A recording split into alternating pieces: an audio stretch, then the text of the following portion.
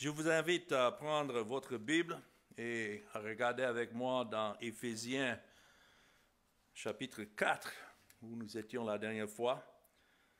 Cette fois-ci, mon texte est à partir du verset 11 jusqu'au verset 16. Éphésiens 4, 11 à 16. Et je voudrais vous parler de l'équipement des saints pour le ministère de l'Évangile. Équipés pour le ministère de l'Évangile. Ici, dans Éphésiens 4, et le verset 11 et 12, Paul dit, il a donné les uns comme apôtres, les autres comme prophètes, les autres comme évangélistes, les autres comme pasteurs et docteurs, pour le perfectionnement des saints, en vue de l'œuvre du ministère et de l'édification du corps de Christ. Donc c'est de ce verset que je tire le titre « Équipé pour le ministère de l'Évangile ». Quand c'est écrit ici « et il a donné les uns », cela remonte au verset précédent où en parlant de Christ qui est monté au ciel et qu'il a fait des dons aux hommes. Vous voyez ça dans le verset 8, c'est pourquoi il est dit, étant monté en haut, il a amené des captifs. C'est ceux-là qui attendaient dans le séjour des morts jusqu'au moment où Christ est monté au ciel, il est ressuscité et monté, et là, il a pris tous ceux de l'Ancien Testament qui l'attendaient avec lui. Et ensuite, tous les élus ont leur place là dans le ciel à cause de la mort de Christ et sa résurrection et du fait qu'il est monté maintenant au ciel. Mais c'est écrit, et il a fait des dons aux hommes. Quel don est-ce qu'il a donné maintenant pour la continuation de son ministère? D'autres peuvent dire, oui, il a donné son esprit, et c'est vrai, sans l'esprit, l'œuvre ne peut pas continuer, mais particulièrement ici, les dons, vous voyez comment verset 11 est relié au verset 8, il a donné. Donc les dons, s'agit de ceux que Christ suscite maintenant pour continuer l'œuvre du ministère que lui-même il a fondé. C'est fondé sur sa mort, c'est lui le fondement, il n'y a pas autre fondement qui peut être établi. Mais ici donc, nous avons dans ces versets ces hommes que Dieu a suscités pour l'avancement de son Église. C'est-à-dire, comme Christ a dit à ses disciples, il ne les laisse pas orphelins. Et il y a un ordre dans l'Église du Christ qui est établi où Christ, c'est écrit, lui-même a donné pour le perfectionnement des saints en vue de l'œuvre du ministère et de l'édification du corps de Christ. Cela vient de Christ qui est la tête de l'Église. Donc c'est Christ qui a établi les différentes fonctions que nous sommes en train de lire ici. Nous ne sommes pas laissés à notre pensée d'inventer les fonctions ou bien les différentes positions dans l'Église. Non, c'est Christ lui-même qui les a établis. Et donc, ceux qui œuvrent dans son Église travaillent selon la nomination de Jésus-Christ. Aujourd'hui, la religion cherche toujours des volontaires. Ils disent on a besoin de ceci ou cela, mais ce n'est pas selon la volonté de l'homme que ces fonctions existent. C'est par l'ordre de Christ, qui est la tête, qui est le chef. Alors, bien que des prétendants puissent se mettre dans ces positions-là, selon leur gré, mais en ce qui concerne l'Église de Christ, c'est Christ qui a donné. Et notons ce qu'il a donné. Ça mentionne ici d'abord quatre fonctions qui sont mentionnées. Et je dis 4 et non 5, parce que ici, à la fin du verset 11, quand c'est écrit les autres comme pasteurs et docteurs, cela s'agit de la même fonction. Des pasteurs qui sont des enseignants. Le mot docteur signifie enseignant. Donc, voyons d'abord ces 4 fonctions de leadership spirituel dans l'Église de Christ. Et quel est leur but? Pour les apôtres, ce sont des ambassadeurs. Voilà le sens du mot apôtre. Quelqu'un qui est envoyé par Christ et qui représente Christ comme ambassadeur. Et il s'agissait surtout de ce qui existait dans le premier siècle. Il n'y a plus aujourd'hui d'apôtres en tant que tel, parce que pour être un apôtre de Jésus-Christ, il fallait que ça soit quelqu'un qui ait vu Christ et physiquement ressuscité. Il a vu Christ ressuscité. Quelqu'un à qui Christ s'est révélé après sa résurrection. C'est pourquoi Paul, d'autres questionnaient l'apôtre Paul et voulaient dire qu'il n'était pas en vérité un apôtre, mais il avait vu lui-même le Christ ressuscité lorsque Christ s'est révélé à lui sur la route de Damas. Donc, dans ce sens autoritaire, il s'agissait ici des apôtres du premier siècle. C'était sur eux que Christ avait fondé son Église. Et ces premiers apôtres ont été utilisés pour poser la fondation. Et cela est décrit surtout, comme on a déjà vu dans Éphésiens chapitre 2 et le verset 20, que vous avez été édifiés, il dit, sur le fondement des apôtres et des prophètes. Jésus-Christ lui-même étant la pierre angulaire. Donc il ne faut pas lire cela, ces fonctions, comme toutes ces fonctions continues. Il y a des fonctions qui étaient nécessaires au début, mais d'autres qui sont nécessaires maintenant par la suite.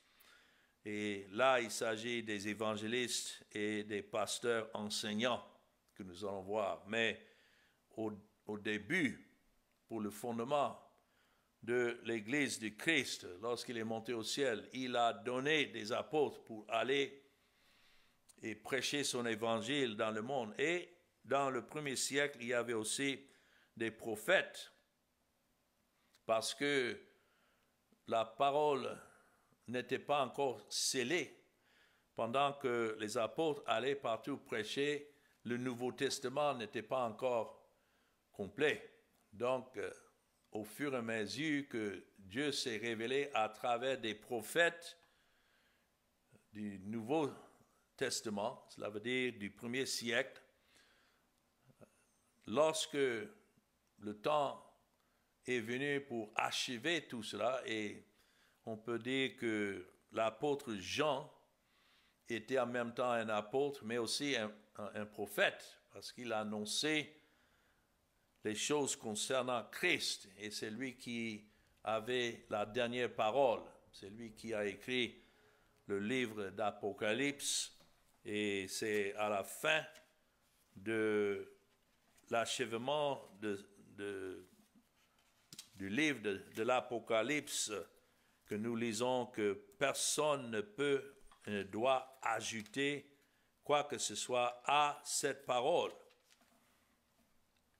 Et Jean lui-même l'a dit dans Apocalypse 22, le verset 18, « Je le déclare à quiconque entend les paroles de la prophétie, notons, de ce livre. » C'est-à-dire, il s'agit là de toutes les Écritures qui sont comprises maintenant dans ce que nous avons ici dans la Bible. Si quelqu'un y ajoute quelque chose, Dieu le frappera des fléaux décrits dans ce livre. Si quelqu'un retranche quelque chose des paroles du livre de cette prophétie, Dieu retranchera sa part de l'arbre de la vie et de la ville sainte décrite dans ce livre. Il s'agit de la Bible. Celui qui atteste ces choses dit oui, je viens bientôt. Amen. Viens Seigneur Jésus, que la grâce du Seigneur Jésus soit avec tous.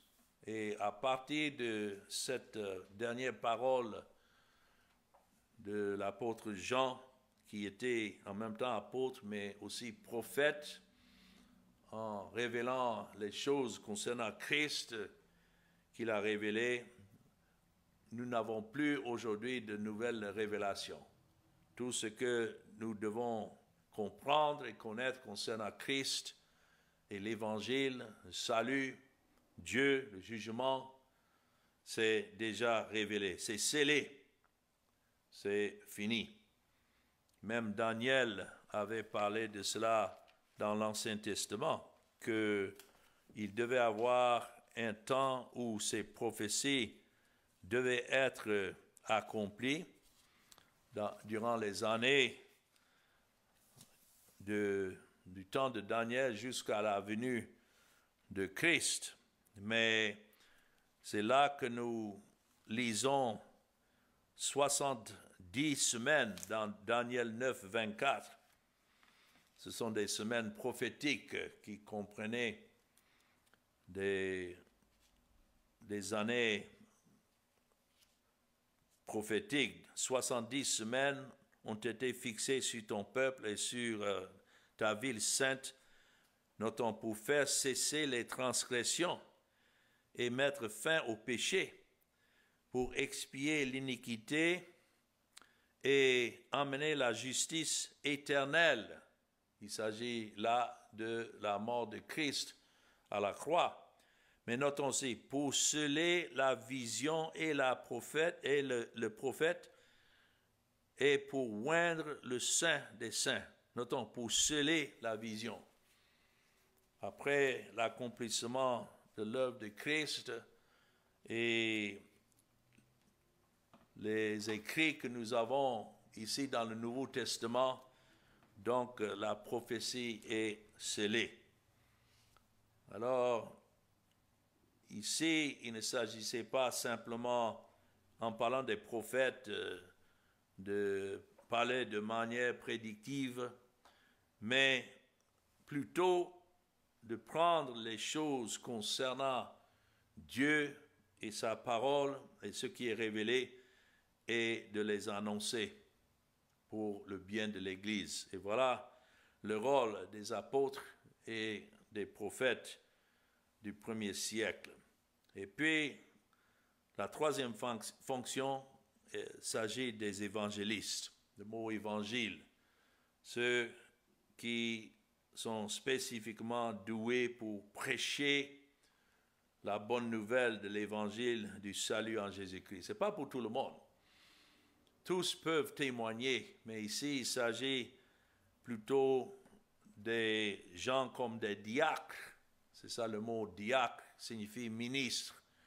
C'est ce que Paul était, un ministre du Seigneur. Il sortait et il annonçait l'évangile partout où le Seigneur l'a conduit.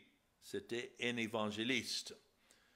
Et il était doué pour cela. Encore, ce n'est pas à chacun de se rendre volontairement pour le service, mais c'est Christ lui-même qui suscite ceux qui doivent aller prêcher la bonne nouvelle du salut. Cela ne veut pas dire que chacun qui appartient à Christ ne peut pas témoigner. Nous devons témoigner. Nous allons témoigner partout où nous allons.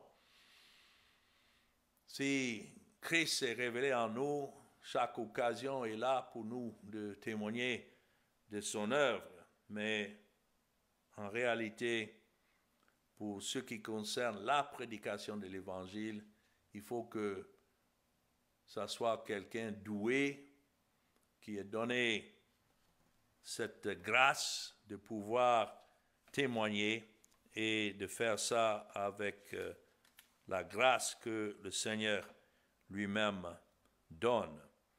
C'est ce que Paul avait écrit à Timothée dans 2 Timothée chapitre 2, de faire l'œuvre d'un évangéliste. Il dit dans le verset 24 de 2 Timothée, « Or, il ne faut pas qu'un serviteur du Seigneur ait des querelles, il doit au contraire avoir de la condescendance pour tous, être propre à enseigner, doué de patience.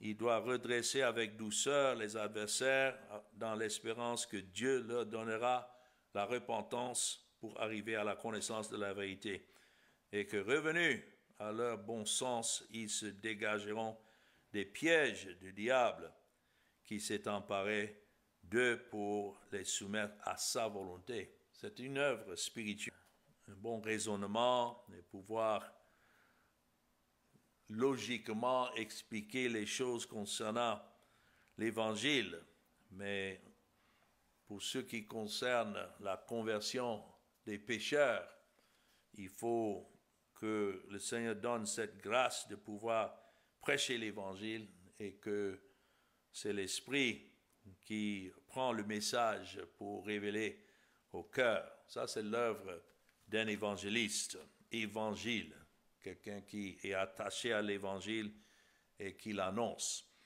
Et puis, la dernière fonction ici, encore, dans ces dons que Christ a donnés aux hommes pour le perfectionnement de son Église, c'est les pasteurs enseignants. Comme je disais, le grec ancien décrit clairement une fonction avec ces deux titres descriptifs. Donc c'est quelqu'un qui est en même temps pasteur, cela veut dire un berger, le sous-berger de Christ, mais en même temps un enseignant. Quelqu'un qui prend soin du troupeau de Dieu principalement. Et cela par l'enseignement de la parole de Dieu. Je vois ça dans cette fonction s'appliquant aux anciens dans l'assemblée. Les anciens n'étaient pas comme les diacres qui allaient sortir comme Paul, prêcher partout. Paul n'avait pas une assemblée lui-même pour laquelle il était responsable. Mais en même temps, il y a ces assemblées qui ont besoin des hommes spirituels qui restent là, sur place, et qui enseignent la parole de Dieu pour le perfectionnement des saints.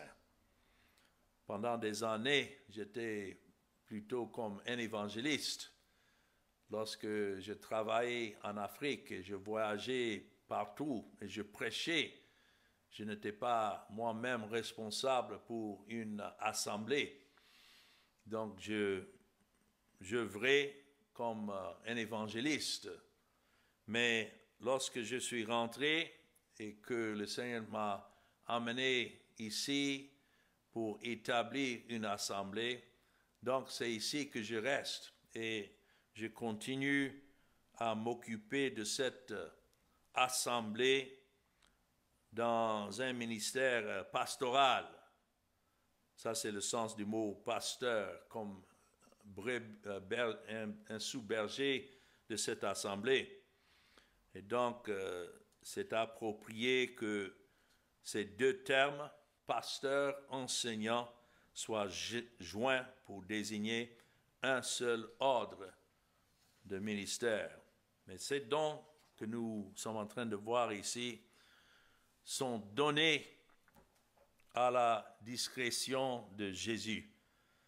Et bien sûr, à travers l'œuvre de l'Esprit, c'est sûr, mais néanmoins c'est Christ qui établit dans son Église ceux qui doivent servir dans ses fonctions. Ce n'est pas à nous d'aller chercher les gens pour que ces fonctions soient remplies. Non, c'est Christ qui les donne selon sa volonté. Dans 1 Corinthiens chapitre 12 et le verset 11, bien sûr, c'est écrit « Un seul et même esprit opère toutes ces choses ». Il parle là des dons différents qui sont donnés à ceux qui appartiennent à l'Église de Christ, mais un seul et même esprit opère toutes ces choses, notons, les distribuant à chacun en particulier comme il veut. Je ne suis pas aujourd'hui un pasteur parce que j'ai décidé qu'il y avait le besoin et donc je me suis levé pour me rendre comme pasteur. Non, c'est le Seigneur qui m'a suscité.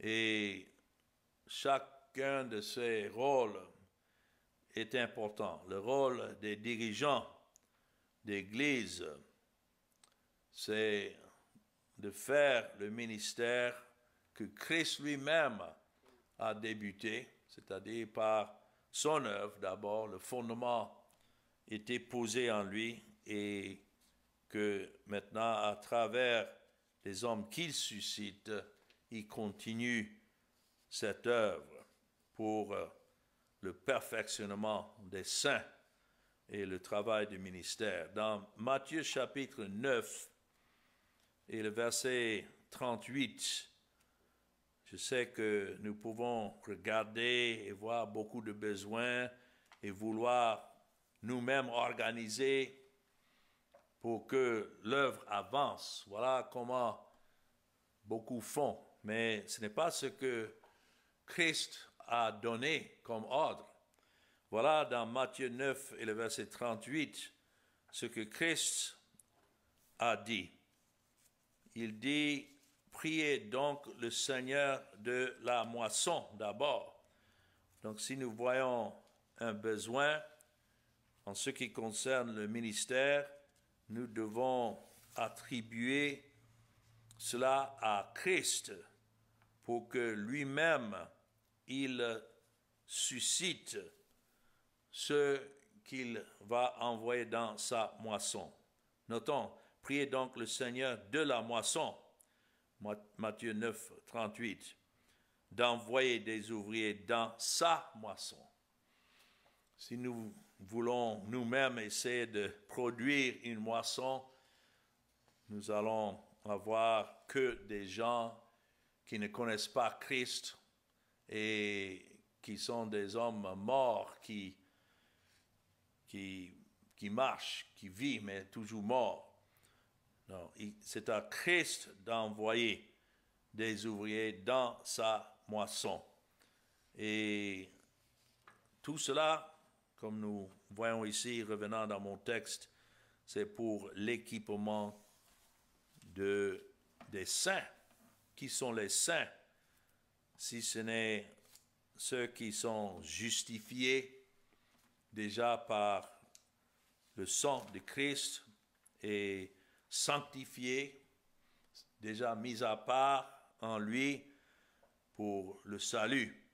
C'est ceux-là, ce qui Christ établit ces hommes pour leur perfectionnement. Le but de ces dons, donc, c'est clair, c'est que les saints, c'est-à-dire les pécheurs justifiés déjà en Christ, puissent être équipés pour le travail du ministère, afin que le corps du Christ soit édifié, élargi, renforcé. C'est comme nous faisons des exercices pour maintenir un corps qui est en bonne santé. Nous faisons ce qui est nécessaire. Christ a donné à son Église des hommes doués, mais leur but c'est d'équiper les saints. Loin d'ici ceux qui pensent que tout dépend d'un seul pasteur, un seul homme, non. Si nous sommes dans le ministère, nous devons être toujours à l'œuvre pour former d'autres qui peuvent œuvrer avec nous dans ce ministère. Quand Paul utilise ce terme-là pour le perfectionnement des saints, c'est l'idée de mettre en ordre.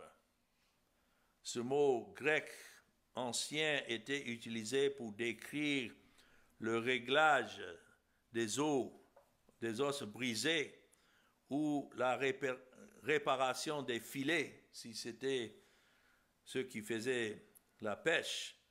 Donc ces ministères travaillent ensemble pour produire ces ministres, ceux qui fonctionnent dans ces, qui œuvrent dans ces fonctions. Ils travaillent ensemble pour produire des croyants forts, si vous voulez, de fortifier les croyants et réparer et rendre aptes ceux qui sont au Seigneur. Dans Tite, chapitre 1, c'est là Paul a écrit à Tite qu'il avait laissé pour mettre en ordre les choses qui manquaient. Dans Tite, chapitre 1, il dit dans le verset 5, « Je t'ai laissé en Crète. » Alors Paul lui-même donne l'exemple ici d'œuvrer pour le perfectionnement des saints, parce que Tite était un de ceux qui œuvraient avec lui, mais maintenant, à son tour, Paul laisse Tite en Crète afin que tu mettes en ordre, voilà le mot, ce qui reste à régler et que, selon mes instructions, tu établisses des anciens dans chaque ville. Encore, établir des pasteurs, docteurs, pasteurs enseignants dans chaque ville, sur chaque assemblée. Et c'est ce que j'ai trouvé à travers les années. Ce n'est pas à nous d'organiser, d'assurer que les assemblées soient bien structurées. C'est Dieu qui s'occupe de cela.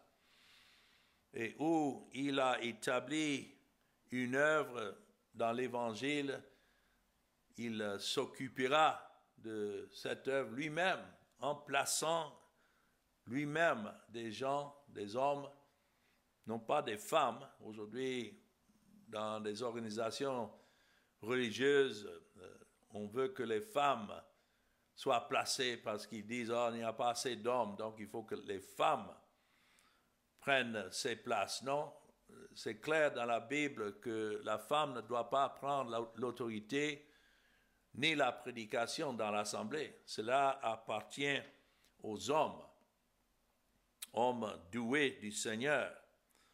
Mais le but, c'est de former toujours, si vous voulez, une armée parmi ceux qui sont appelés, qui sont déjà convertis à Christ par sa grâce à cause de son œuvre à la croix à leur égard, et que ceux-là étant formés par les dirigeants de leur assemblée sont maintenant équipés pour servir et diriger selon la direction que Christ donne à son corps. C'est ce qui m'encourage beaucoup, même ici où je prêche, qu'il y a ceux qui peuvent prendre la relève et quand ils sortent, ils témoignent de Christ selon la formation qu'ils reçoivent. Et ça, c'est réellement le but principal de l'Église ou bien de l'Assemblée. Ça peut peut-être étonner de m'entendre dire cela, mais le but principal de l'Église n'est pas de convertir les pécheurs. C'est comme ça que beaucoup raisonnent. Ils disent non, mais il faut que nos portes soient ouvertes, il faut qu'on invite les gens à venir dans nos assemblées pour qu'ils soient convertis. Donc la conversion des pécheurs, c'est l'œuvre de l'Esprit, et ça se passe dans les vie de tous les jours de ceux qui appartiennent à Christ. Lorsqu'ils sortent, où ils travaillent, chacun témoigne de Christ et Dieu bénit ces témoignages pour la conversion des pécheurs. Mais en ce qui concerne l'Église, quel est notre but lorsque nous nous rassemblons? C'est d'abord d'adorer Christ et lui donner la gloire par nos adorations, mais en même temps d'être formés nous-mêmes davantage, nourris davantage. Et c'est ça le sens du mot perfectionner, d'être complété, de mûrir en Christ pour le ministère et l'œuvre de Christ.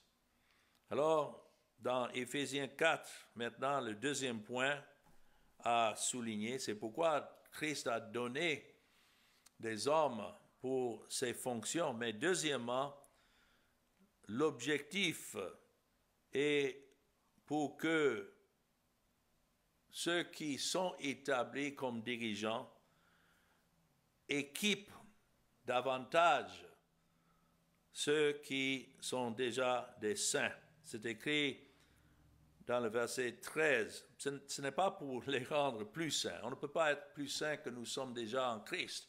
Ça, c'est la justification. Nous avons été justifiés, déclarés justes déjà. Mais nous pouvons mûrir et nous pouvons grandir en ce que Christ nous a révélé. Encore, verset 13, jusqu'à ce que nous soyons tous parvenus à l'unité de la foi et de la connaissance du Fils de Dieu, à l'état de l'homme fait à la mesure de la statue parfaite de Christ, afin que nous ne soyons plus des enfants flottants et emportés à tout vent de doctrine, par la tromperie des hommes, par leur ruse, dans les moyens de séduction, mais que, professant la vérité dans la charité, nous croissions à tous égards en celui qui est le chef, c'est-à-dire Christ. C'est de lui et grâce à tous les liens de son assistance que tout le corps, bien coordonné et formant un solide assemblage, tire son accroissement selon la force qui convient à chacune de ses parties et s'édifie lui-même dans la charité. Voilà comment est expliqué le perfectionnement ou bien l'équipement des saints. Et ça, c'est le but de l'Église de Christ et, si vous voulez, le pourquoi de ces fonctions. Il dit jusqu'à ce que nous parvenions tous à l'unité de la foi. Cela ne veut pas dire que ceux qui sont à Christ ne sont pas unis. Ils sont unis déjà dans cette foi qui concerne Christ. Mais nous pouvons toujours grandir et mûrir dans cette foi. Et ça, c'est le premier objectif de l'œuvre de Christ à travers ses fonctions dotées de dons et des saints équipés. Ça, c'est en accord avec ce que nous lisons dans Éphésiens chapitre 1 et le verset 10 que nous avons déjà étudié il y a un peu longtemps, mais on revient là-dessus. Éphésiens 1, 10, ça parle de l'œuvre de Christ et ça dit ici, à travers son œuvre pour le mettre à exécution lorsque des temps seraient accomplis, notons, de réunir toutes choses en Christ, celles qui sont dans les cieux et celles qui sont sur la terre. En lui, nous sommes aussi devenus héritiers ayant été prédestinés, suivant la résolution de celui qui opère toutes choses d'après le conseil de sa volonté. Donc, ça, c'est le but de l'Église de Christ et de ses fonctions de prédicateurs et évangélistes afin que tout le corps soit uni.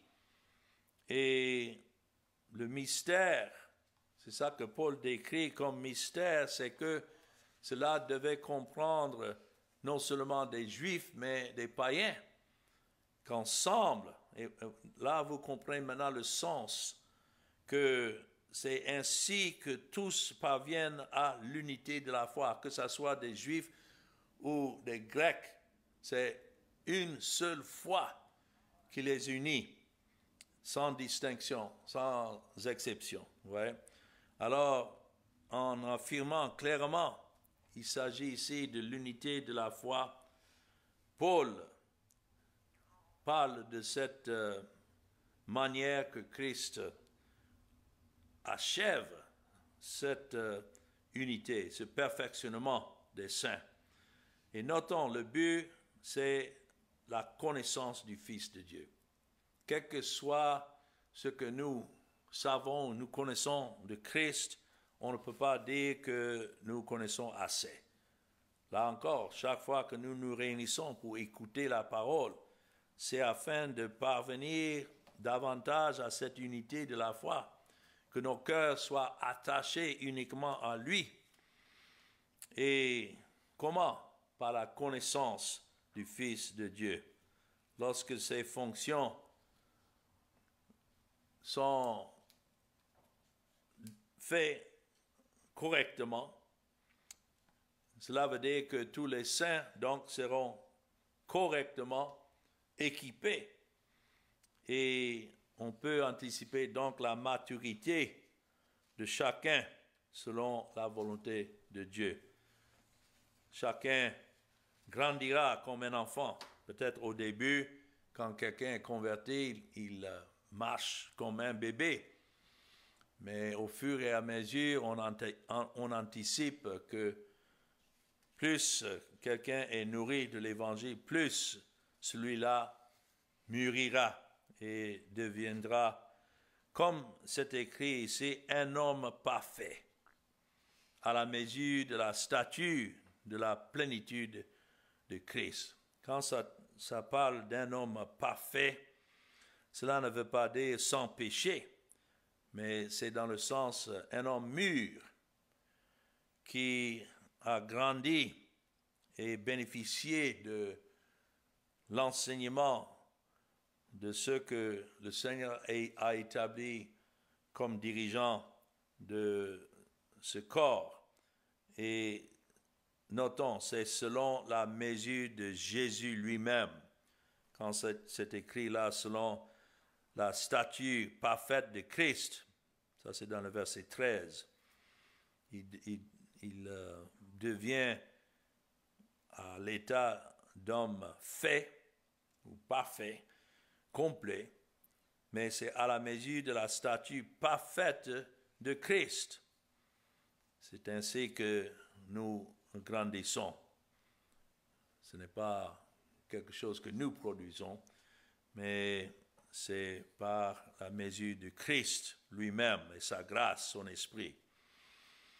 C'est pourquoi Paul dit dans le verset 14, afin que nous ne soyons plus des enfants. Nous ne devrions plus être des enfants agités çà et là, emportés par chaque vent de doctrine. Ces fonctions, à travers ces responsables que Christ établit sur son Église, a pour but de stabiliser cette assemblée. Et étant fermement ancré sur la fondation des apôtres et des prophètes, comme nous avons vu dans Éphésiens 2 et le verset 20. Ceux qui ne mûrissent pas de cette manière sont souvent des cibles pour les trompeurs. C'est pourquoi nous prenons soin chaque fois que nous nous réunissons de préciser de nouveau la doctrine de Christ, parce qu'il y a des trompeurs partout qui aiment trouver en proie les simples, ceux qui ne sont pas encore mûris. C'est comme on doit protéger nos enfants des voleurs et des brigands et d'autres. ceux qui peuvent peut-être chercher à leur faire du mal. C'est la même chose pour un responsable de l'Église de Christ, parce qu'il y a plein de gens rusés qui guettent pour tromper, qui veulent introduire au sein de l'Assemblée des doctrines perverses. Et c'est pourquoi nous devons aider ceux qui sont encore des enfants, les protéger et les avertir des dangers de poursuivre de fausses doctrines. Ici, quand c'est écrit flottant, verset 14, et emporté à tout vent de doctrine par la tromperie des hommes. La tromperie, ça provient de l'évangile de l'homme et qui met l'accent sur la volonté de l'homme et non pas sur Christ et sa souveraineté. Mais les mots là, flottant et emporté, c'est un mot grec qui signifie agité, comme les eaux sont agitées. C'est ainsi que certains veulent agiter ceux qui sont peut-être plus faibles dans le corps par leur ruse. Ouais, la ruse des hommes. Tout ça, il faut savoir que c'est une réalité. Souvent, on imagine que c'est la persécution qui peut affaiblir l'Église. Non, c'est la fausse doctrine. La persécution ne fait que renforcer et faire en sorte que ceux qui appartiennent à Christ s'unissent davantage. Mais c'est la fausse doctrine, une fois entrée, comme Satan lui-même, à travers le serpent, était subtil et a détourné Adam et Ève. Ces ruses continuent aujourd'hui. Et c'est pourquoi nous devons parler, enseigner la vérité. Vous voyez dans le verset 15, professant la vérité dans la charité. Voilà comment nous devons présenter l'Évangile. Bien sûr, nous déclarons la vérité, mais c'est dans l'amour. Ce n'est pas simplement de battre les gens avec la vérité que vous allez suivre, ou vous serez condamnés. Non, c'est dans l'amour, sachant l'amour de Dieu pour nous, sachant ce que Christ a été fait pour nous. C'est ainsi que nous parlons de son œuvre à d'autres, dans l'espoir que Dieu lui-même leur accorde la repentance. Mais nous devons traiter chaque membre du corps de Christ avec amour. D'autres seront plus faibles, d'autres plus forts. Ça dépend de la grâce de Dieu. Mais on ne cède jamais la vérité. Si nous voyons des gens qui sont un peu plus faibles, mais on ne met pas de côté la vérité pour dire que nous allons les gagner par amour. Non, c'est disant toujours la vérité dans l'amour. Et c'est ainsi que Paul dit dans le verset 15, nous croissions à tous égards ensemble en celui qui est le chef, Christ. Imaginez l'image d'un troupeau de brebis que parfois quelques brebis traînent et autres, mais le berger est toujours là pour assurer qu'ensemble, tous avancent. Ça, c'est pourquoi Christ a établi les sous-bergers, d'assurer qu'il n'y a aucune brebis qui sera laissée.